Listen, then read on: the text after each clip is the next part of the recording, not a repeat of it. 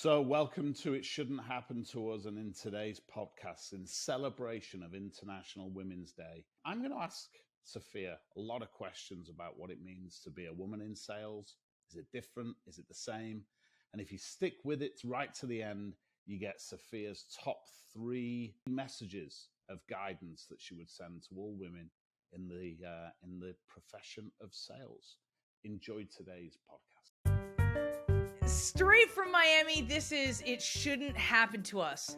After 30 plus years of selling and training sales teams, we still screw it up sometimes. And this is where we tell you all about it, because it shouldn't happen to us.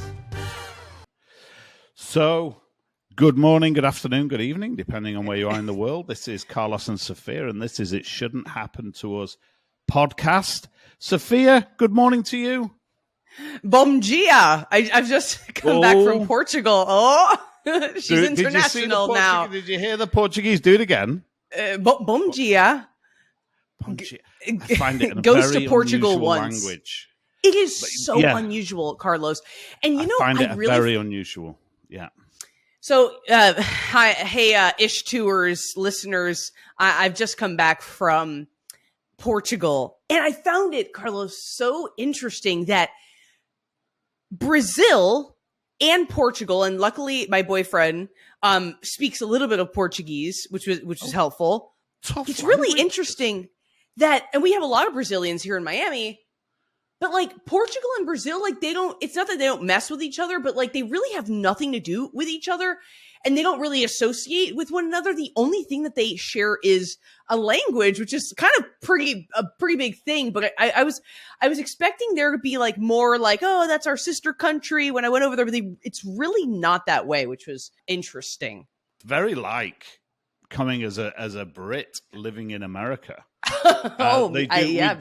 People do say that the only thing that America and England share is a language. And barely, right? And barely that. Absolutely. Barely that.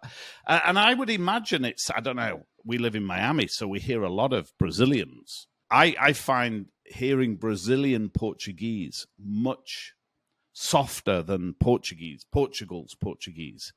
Much softer, much almost slurred. You know, they do what all colonies do, which is soften the consonants. Americans soften English consonants, and Brazilians soften Portuguese consonants.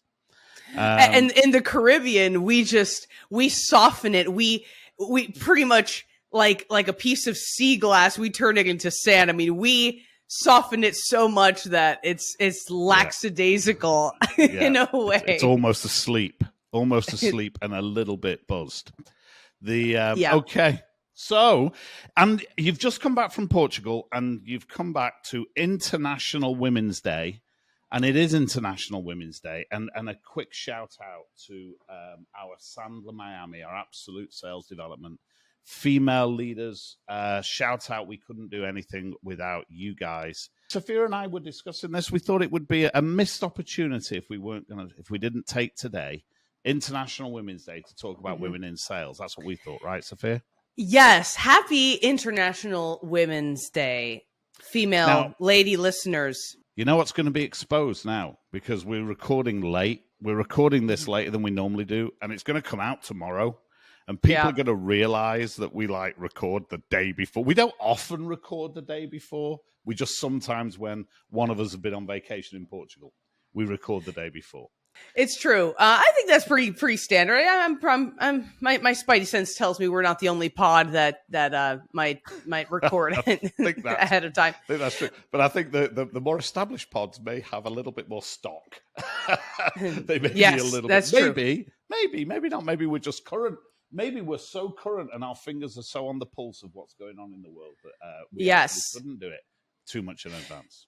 So it's awesome that it's International Women's Day, and there's so many things to think about, not only in terms of being a woman in business, but also the concept of masculine versus feminine energy that we all possess. We all possess both. You know, that masculine energy is that energy that hunts and goes out and gets and makes things happen. And the feminine energy is the energy that allows things to naturally unfold. It's the energy that receives. How often do we come to work with that, like, just pure masculine energy? We have to make stuff happen. And we don't take time to also allow whether the universe or life to also bring us those incredible opportunities, allow things to unfold. How often do we get frustrated that things aren't happening the way they're supposed to happen when they're supposed to happen? And just activate that feminine energy that allows things to happen, because we can't control everything. That's feminine energy that we bring to work of surrender, making stuff happen, but also surrendering to the process, letting go of the wheel and knowing that, hey, things are happening for me. Sofia's about to break out a crystal and some sage. She's got a little box with sage. You've got your little sage box nearby, right? I've got my sage box nearby. Yeah. You know what? You make a really good point. I've got a question for you. Are the days that you bring your masculine energy and there are other days that you bring your feminine energy? Or because I see a lot of masculine energy at Sofia, and I wonder if there are days that you are I don't know if that is an antidote to what I'm bringing, that you're bringing that. I don't know if I bring that out of you, or whether you are more often than not bringing that masculine energy, whether that works for you or not in sales and in leading salespeople. What do you think? I think you're right. I think I do bring most days masculine energy. And I think that when I don't actively balance those energies out is when I typically am frustrated, or I'll give you a call and say, oh my God, I'm so pissed, because, we're trying to control everything. So I think I do fall into the masculine energy and autopilot that. Also, we're in a society that promotes that, right? We're in a society that wants us to keep us chasing and acquiring more stuff, which is a great thing. It can be a great thing, but it can also, if we're not careful, it could also give us a little burnout. It can disconnect us from what it's all for, which is why the vision boards and things that we do with our clients are so powerful, because that vision board, that practice of gazing at a vision board, that is practicing that feminine energy of, I'm doing all this stuff, and I also know that what I want wants me. So tell our audience about the new guy you just hired. And you went through motivations with him. Tell me what you told me about top 3 motivations and what your thought processes were when you went through those motivations. Oh, well, it's interesting. So, folks, anytime I thought this was hilarious. He does listen to the pod, by the way. So that's great. And I think it's great. It's going to give him a real insight into how you and I think about these things. So to our new team member, welcome to the team. And so on the day one, and this is something you guys might want to incorporate on day one of anyone that I hires, I put an onboarding slot on their schedule via Zoom, and we just spend an hour. I want to spend an hour getting to know them on a personal level. I want to learn about their family. I want to learn about what hobbies they have. I want to learn about what motivates them. And so I'll throw up on the screen kind of these tiles of different motivators. I forget how many there are. I want to say there's like 12 of them. It's a dozen. I think it's a dozen. There's like a dozen of them. And there's probably more out there, but it's just a starting point. So I'll go ahead and throw those on the board and on the Zoom screen, and I'll have them pick 3. And it's always really interesting on day one what people will share. But I always ask them to be as authentic as possible. Our new hire on Monday shared that his top 3 motivators were, number 1 being helping and impact, teamwork, and then money, which I thought was, I felt like, let's be honest with the world. Let's just be honest. I was like, is he just telling me? This is so hard for you to share, but let's be honest with the world. Let's be honest with the world. I thought, man, is he just telling me what I want to hear? Is he maybe just, because it's day one, he's maybe still marketing himself towards me, probably still is. I'm still marketing myself towards him, it's like, first 3 months of dating somebody, that honeymoon phase. We haven't gotten into the real person's. You haven't been to Portugal with anybody yet, right? Right. So I thought that was interesting, and I immediately thought, red flag. I have a Sandler coach, Coach Brad, if you're listening to this. I love you, and I need to return your call. Coach Fleetwood always told me that, so as you're hiring, and obviously, listeners, I'm hiring for sales and prospecting roles. He said that if anybody in the interview ever says, if you ask them, well, why sales? What do you like about sales? Oh, I'm a people person. He always said, run in the opposite direction. Carlos, why do you think he said that? All the reasons why. And that's that feminine energy that you were talking about. Harnessed well. Really powerful. Great people. Right. People are great communicators. Build great rapport. They understand great empathy. Who wouldn't want that in sales? But that ain't the primary driver, right? It's tough out there. The primary driver perhaps needs to be something a little different. It's like in the feminine energy, you can come from a place of service. In fact, we encourage our clients to come from a place of service. Wake up every day. How can I help people get what they want? You can have anything you want in this life so long as you help others get what they want. Absolutely. And sometimes helping people get what they want means asking uncomfortable questions, calling them out on their BS, holding up the ugly mirror, challenging them. Yeah. So just to complete the story, because you're reticent to tell it, but I'll tell you what Sofia told me. So I'm going to tell you this. I'm going to tell you, Sofia looked at the grouping. So number 1, impact. And Sophia's first thought was, oh, no. Number 2, motivation, teamwork. Oh, I've not got another one ever, is what she thought. Have I got another one? And then money. And she thought, oh, okay. And as we get to know our new team member, great to see you, bud. As we get to know our new team member, I don't believe it's an issue at all. I don't think so either. You He's have strong. to have that goals orientation. I remember the day I interviewed Sonny. Sonny used to work. And if you watch the pod, Sonny, if you don't watch the pod, what the hell are you doing? Why aren't you watching the pod? If you do watch the pod, you won't mind me sharing this. Sonny was probably the most... Sonny's an extremely effective salesperson, right? Like bonkers effective. Machine. Yeah, absolute machine. Wonderful, wonderful guy. I don't think I've ever met a more goal-oriented person in my life. I've never met another somebody who's more money motivated in my life either. I mean, like truly money motivated, goal oriented, sales machine, and that was in my opinion to his credit. I mean that's where his success.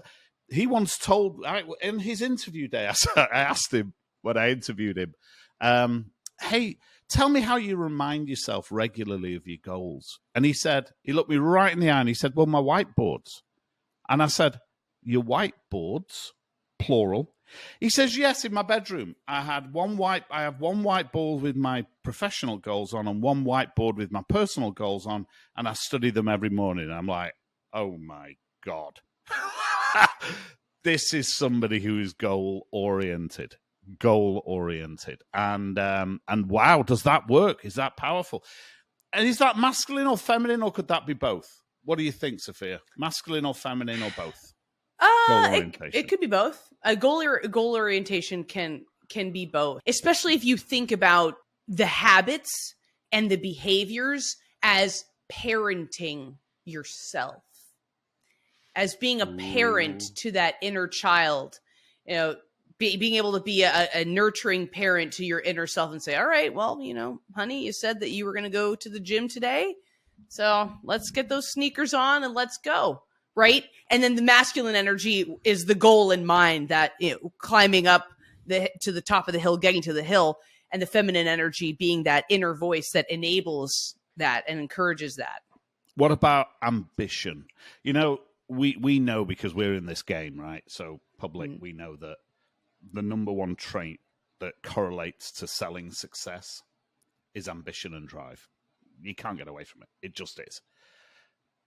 Is ambition and drive, is that a masculine or a feminine energy?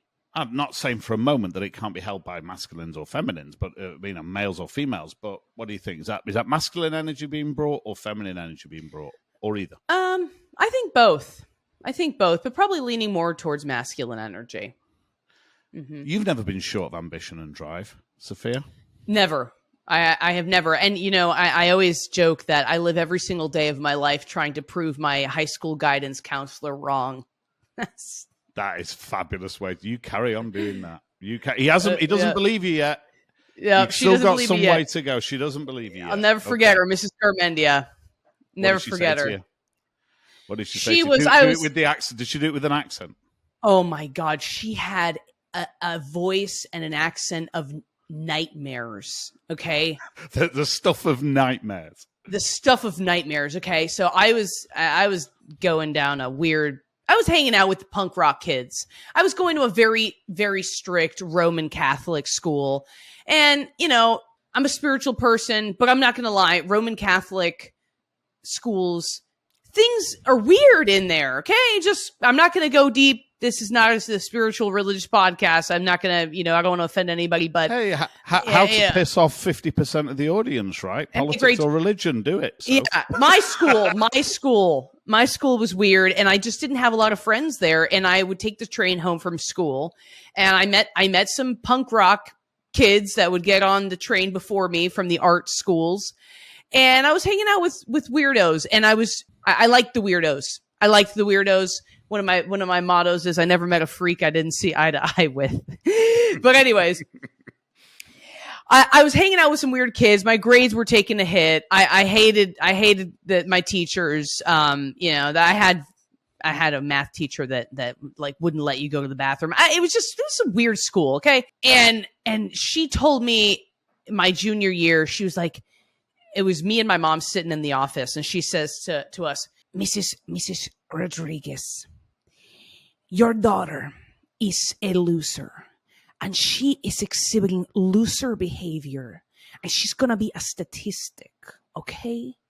So she's going to be lucky if she gets to go to college, but I predict that she's going to be working in a Burger King very soon. And so I just had to let you know that. And my mother was in tears. We left in tears. And it was a blessing in disguise because I was like, I will show you. And it was a switch. It was a switch for me. I was like, screw this lady. What kind of advice is that? How are you going to tell a parent that in front of their kid? And so, yes, I have a lot of ambition and drive. How cool would it be if that was always the strategy? I don't think it was. I think she was just a very, very, very badly tooled. Maybe it was. Yeah. But how cool would it be if that actually was the strategy? I doubt it, though. I doubt it. Much. But thanks, Mrs. Garmendia. Yeah, but thank you. You know what? You should send her a bouquet of flowers. Find out where she is. Send you a bouquet of flowers. She's dead. That's messed up. But hey, what did Buddha say? When the student is ready, the teacher will appear. So, like the Hawaiian prayer that says, "I'm sorry, please forgive me. I thank you. I love you. Thank you for being my teacher, Mrs. Garmendia." But how amazing that ambition and drive that sparked in you. And I personally am not surprised that drove you down a path of sales. I mean, your mum was in sales anyway, so you had that in your gene pool. And she, I imagine, was a steely...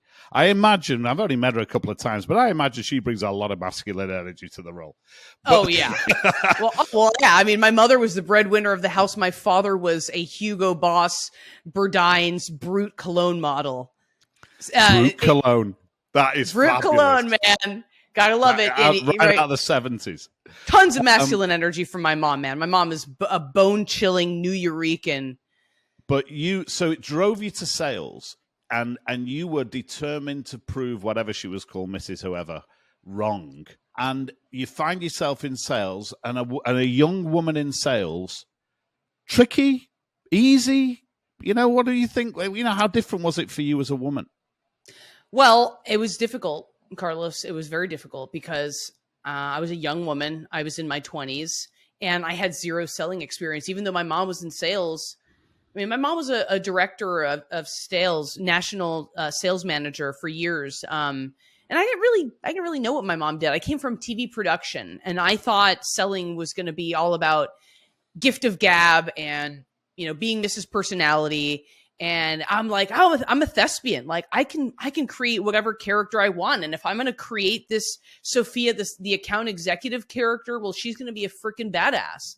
And I think that character went through a lot of different changes and painful changes. I think I started off feeling like I had to overcompensate for being a female. So I came in with this sort of like kind of overly masculine energy. That's that feminine double bind, right? That you read in the psychology textbooks, that like, wow, I can't be a woman and I can't be a man.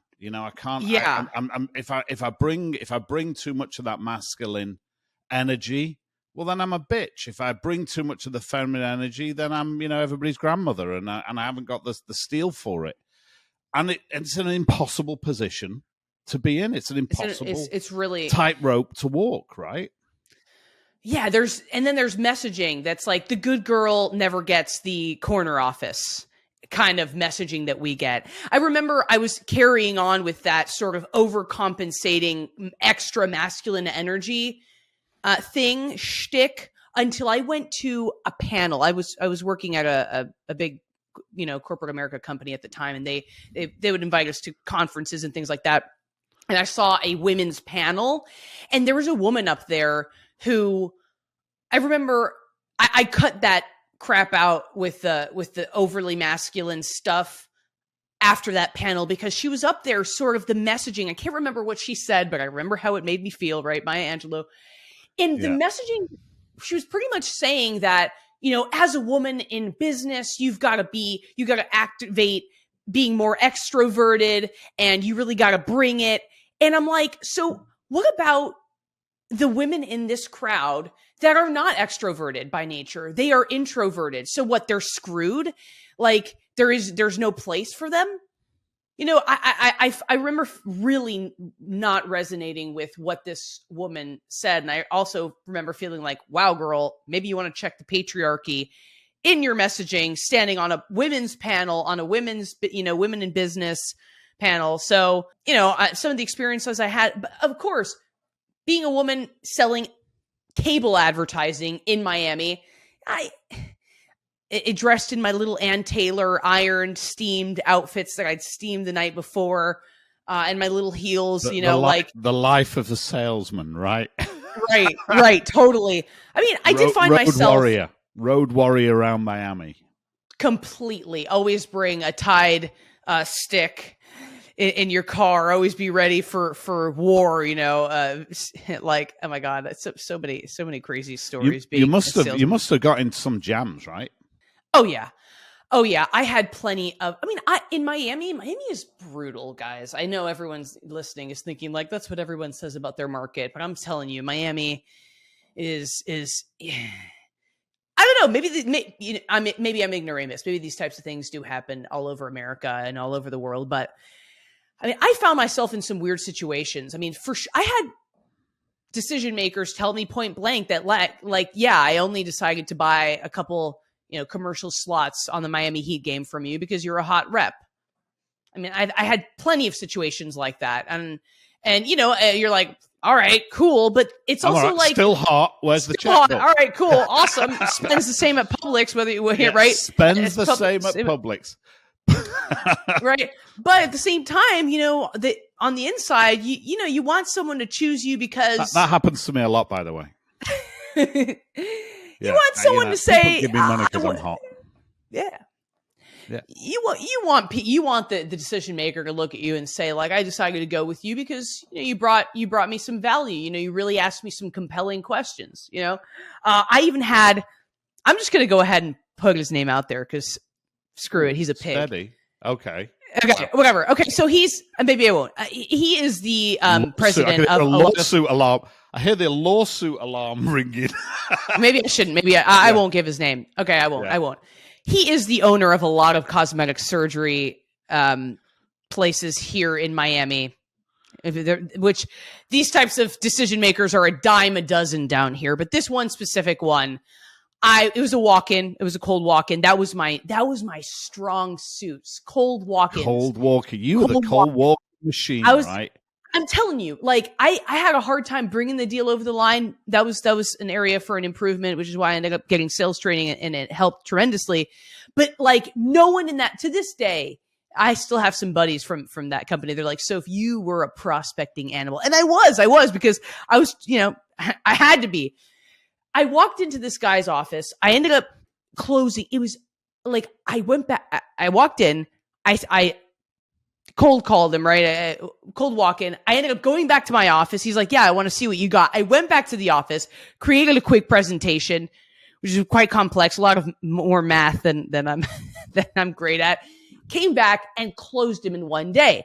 Okay, so this guy ended up spending a lot of money with me. Like it was a honeypot client. Everyone in the office was like, the senior sales rep lady who's like really bitter. She was like, how the hell did you score so-and-so? Everyone's always tried to get him on the air. And how did you do it? And I'm like, I was like, yep, I missed this thing. Like I got this deal. Well, unfortunately, about 4 months into this guy being my client, he calls, I have to present some new scheduling to him. And he's like, well, I want you to come to my house. I can't come to the office today because I've got construction going on. Danger. In the house. And I was like, dude, I'm not coming to your house. Like, and his wife is the office manager. I'm like, I'm not coming to your house. He's like, well, will you meet me up at a Starbucks? And I'm like, can we just reschedule? He's like, no, meet me up at a Starbucks. And I was like, this is really weird. So I was like, whatever, at least it's a public place. And I went inside to the Starbucks. He was late as always. And he's like, oh, I'm here. I'm like, well, I'm sitting inside. I don't see you anywhere. And he's like, oh, well, can you come out to the parking lot? And I'm like, no, where are you? I have stuff to do today. Like get in, come to the, to the Starbucks, whatever. And so I did end up going out into the parking lot. And he's like, look, so he gave me like this really, squeezy, weird hug that made me so uncomfortable. And I was like, so, we got to sit down at a table because I have to show you some of the changes that are going to be made to the campaign. And he's like, so in Spanish, he's like, entonces no vas a ser mi novia? He's like, so you're not going to be my girlfriend? And I'm like, wow. What are you talking about? Wow. Yeah. What are you talking? And he was honestly perplexed that wasn't part of the deal. Did you lose the account? A week later, he's like, oh, we're deciding to cut back. I'm like, all right, dude. Of course. Yeah. Okay. So, and I'm sure I'm not alone. I'm sure many women listening. How did that feel? Did you feel vindicated in a way that he's just a dick guy? Or did you feel like, was there a moment where you then questioned your value? I did question my value. I did. That's the tragedy of it. Right? Yeah, I did. And I'm sure many of our listeners have found themselves in that similar pickle. And it's not a great feeling. It's not a great feeling. And how long after that did you then come to our training? That's when we met. When was that? Well, shortly after. I was just not really in alignment with. So was he almost part of that journey that brought us together? Yes. What is the prayer? What is the Hawaiian prayer? Ho'oponopono. I'm sorry, please forgive me. I thank you. I love you. Thank you for being my teacher. There you go. Thank you. For Mr. Cosmetic Surgeon. Yep. Yeah. Fantastic. Yes, it did. Ahead. It did. It's wonderful to be a woman in business. It's wonderful to be a woman in sales and sales leadership. And it's also great to be able to rely on sales process and methodology and that versus our femininity and the way we look. That's what helped me. I want you to imagine in the last 2 minutes that there's a newish sales a sales professional, female sales professional watching our show. top 3 pieces of advice. She's new to sales, but she wants some advice from Sofia. What are the top 3 pieces of advice you'd give her? Read lots of books. Invest in yourself. Take that course. Take some sales training. Invest in yourself if your company won't figure out where you can get some chunk of change to invest in yourself. Activate that feminine energy. You don't have to overcompensate for being a woman. You don't have to be tough and hard all the time. That can help, but also practice allowing and trusting the process and practice receiving. You know, I think I was I was on this women's group meeting one time, and one of the exercises we did at the top of the meeting was every woman has 1 minute to brag. Have a moment of bragging about something great that's happened to you this month. And it's so uncomfortable. Women, we don't even receive compliments. Like, oh my God, that's a beautiful dress. Oh yeah, you like it? Oh my God, I've had this thing forever. Like, we don't even allow ourselves to receive a compliment. So invest in yourself. Don't overcompensate with masculine energy, and allow yourself to receive and celebrate yourself. What fabulous advice there from Sofia. Truly one of the best professionals I've ever worked with. Thank you. Sofia, you told them to read a book, give them a book to read. Wow. We've got a sample book, actually, The Unapologetic Saleswoman. I don't know if you've read it. I actually haven't. Is it good? It is good. You know what? For International Women's Day, go ahead and read The Unapologetic Saleswoman. What's another one? Gosh, I mean, well, there's all the classics. I think that I'm like looking at my Audible. For men and women, right? That are good for men and women in sales. There's asking questions. There's How I Raise Myself from Failure to Success. Oh, I tell you what I'm reading at the moment. I know. Win Without Pitching. Oh, go on. Which one? That's a good one. This is not a sales book, but it's called Women Who Run with the Wolves. Oh, hello. I've got to read that. Is it good? It's good. It's not a business book. So that one, and I like Think Like a Monk quite a bit. Oh, Jay Shetty. Love Jay Shetty. Got so many. You know? I mean, I can't give one. So many. Yeah. Yeah. Okay, so that's the pod, guys. Thanks, guys. Invest in yourself, receive and evolve into your role, just like Sofia did. And what was the second thing? There was something in the middle. Trust the process, invest in yourself, and don't feel like you have to always be in your don't masculine. overdo that. Yeah, watch the double bind. You can succeed and still have your feminine energy. That's the pod, guys. See you next week. See you next week, guys.